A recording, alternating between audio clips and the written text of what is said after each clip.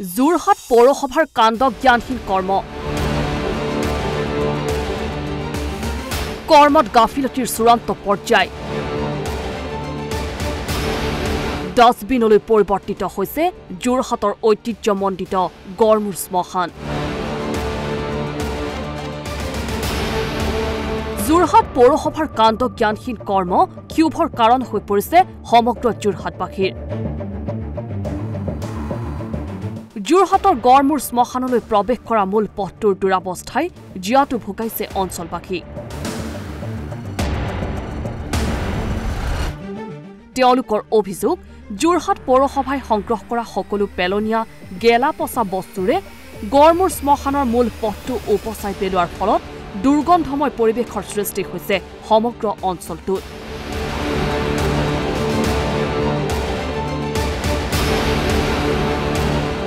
তাৰ পৰিৱৰ্তে শ্মশান পৰিচালনা সমিতিয়ে শ্মশানৰ ভিতৰ চৰা পৰিষ্কাৰ কৰি ৰাখি কৰ্তব্যপৰায়ণতাৰ প্ৰমাণ দিছে যেটো গড়মূৰ শ্মশানখন এখন হিন্দু শ্মশান হয় ইয়াত প্ৰায় 700-600 বডি আহে আৰু এতিয়ালৈকে আমি 220টামান বডি কোভিড বডি জ্বলোৱা হ'ল আৰু কটো কোভিড বডি জ্বলাব দিয়া নাছিলে আমি কোনো নহয় আমালোকৰ সব মানুহৰ বিপদৰ সময়ত কোভিডৰ বডি জ্বলাবলৈ আমি ইয়াত অনুমতি দিলোঁ দি চৰকাৰে কোৱাৰ কাৰণে আমি দিলোঁ আৰু জ্বলাই আছোঁ কিন্তু আমাৰ যেটো মিউনিচিপালিটি বোৰ্ডৰ যিকেইটা গাড়ী জাবুৰ লেটেৰা গোটেই যোৰহাটৰ লেটেৰা এই ৰাস্তাখনো গোটেই পেলাই গুচি যায়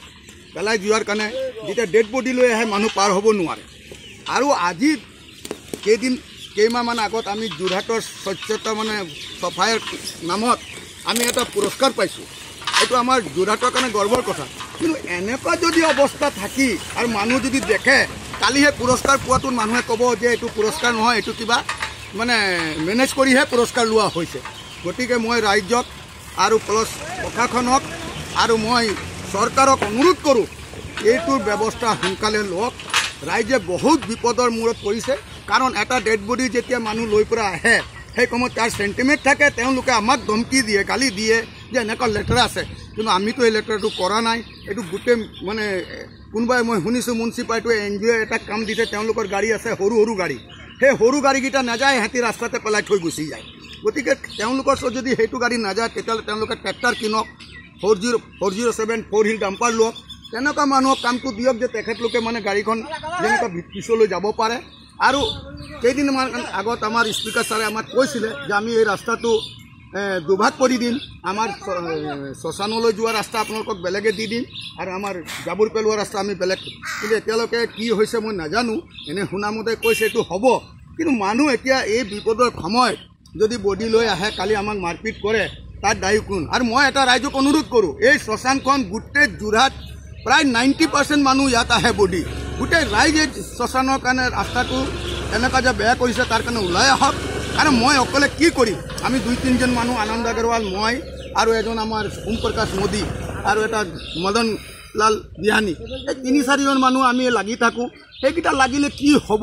আপোনালোকে ৰাইজ ওলাই আহক আমাক সহযোগ কৰক কাৰণ এইটো ব্যৱস্থা যদি নকৰোঁ আপোনালোকৰ সব মানুহ কাৰোবাৰ ঘৰতে এদিন মানুহ ঢুকাই আৰু এইটো বডিটো ইয়াত আহে গতিকে ৰাইজ এইটো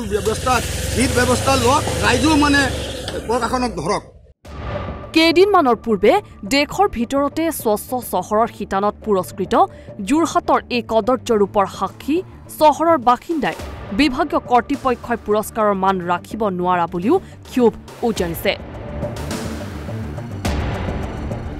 লগতে অতি তৎপৰতাৰে ইয়াৰ উচিত ব্যৱস্থা কৰিবলৈ সংশ্লিষ্ট কৰ্তৃপক্ষক দাবী জনায় যোৰহাটৰ পৰা আনন্দ বৰা ৰিপোৰ্টছ ঈশান নিউজ